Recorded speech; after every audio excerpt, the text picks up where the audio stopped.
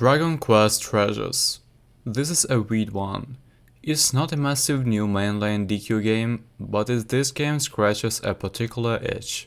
If I had to say what it's like, this game feels a lot like Dragon Quest versions of Pokemon Legends Arceus, with a dash of Xenoblade style landscapes and some hints of collectathon-ish platforming. You travel around fighting and recruiting monsters, scouring every nook and cranny for new treasures. You take on various side quests that sort of just very loose broad casualness that you'll fulfill as you continue to explore the world. The game is quite hands-off and really does let you proceed at your own pace. The world is the real star here, with lots of evocative landscapes and biomes, side paths pretty considered and interesting level design that in times can make use of the traveler's abilities you bring alongside monsters you recruit. It's very colorful, very quaint, very cozy, like an introduction to the JRPG an open world game rolled into one with Dragon Quest skin. Combat is fine, it's okay, but this was developed by those who have made some really good action RPGs before. This is very simple in comparison. It's not the end of the world, and it lends of the game a kind of laid-back charm. But it feels like some potential was missed both in your main character combat and monster setup. Was also expecting these to be more puzzle solving where you swap off between the characters. But while there are sort of trivial puzzle environments and the like that I've seen so far, sibling puzzle solving seems to not be a thing.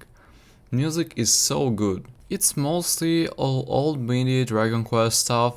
It's also fun to just go around the encampments and delight and talk to the NPCs because the game very much has that Dragon Quest localization flavor to it. Story is cute so far. It's not amazing by conventional standards, but it has the sort of DQ Vignette fairy tale feeling through and through. Wish there was some more voice acting, but the major scenes are fully voiced. Also weird shout out for the UI. It's extremely clean and gives perhaps Kirby Smash Kid Icarus vibes. Very friendly looking. Nice change of pace from the mainline titles which are kinda very window heavy. As a PC version, this is very solid. No real Unreal Engine for starters, runs extremely well. Some scenes are capped at 60 or 30 FPS, it seems like, but the bulk of gameplay can be uncapped. It seems like if you're not hitting the frame rate target you set in the settings, though you can get some slowdown, so just make sure to pick an FPS limit that you're able to hit. I can pretty comfortably do 120 and it looks nice and they compare to the Switch. Better draw distance, resolution and the like.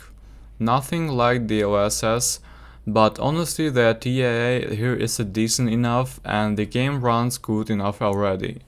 Decent sampling of graphics and display settings, but no arbitrary aspect ratio unfortunately. For Steam Deck, in my experience, you can get 30 FPS for 4 hours of battery with a 7-8 DDP cap, or you can get a 2-3 hours of battery at 60 FPS with uncapped DDP, capped to 12 or so also seems to work, but some drops here. Intermediate frames like 40-45. Produce slowdown. It's absolutely wild and I genuinely look forward to playing it each day just to see what new stuff is out there and how many other players viewed my treasures. The treasure hunting is so cool because you get items from other DQ games and they all have the history and lore behind them. Digging out to other players' items increases their value and also have the originally discovered by data on it. Like how trading Pokemon had the original trading name.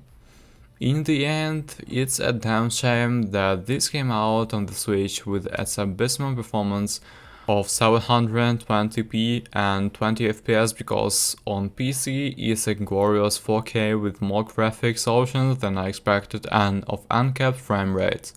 It looks amazing. My only gripe is that the music in some areas is just a way too repetitive and I ended up switching it off here and there. Highly recommend this game. So thank you guys for watching this game review and see you in the next video. And guys, don't forget to hit the like button and subscribe button.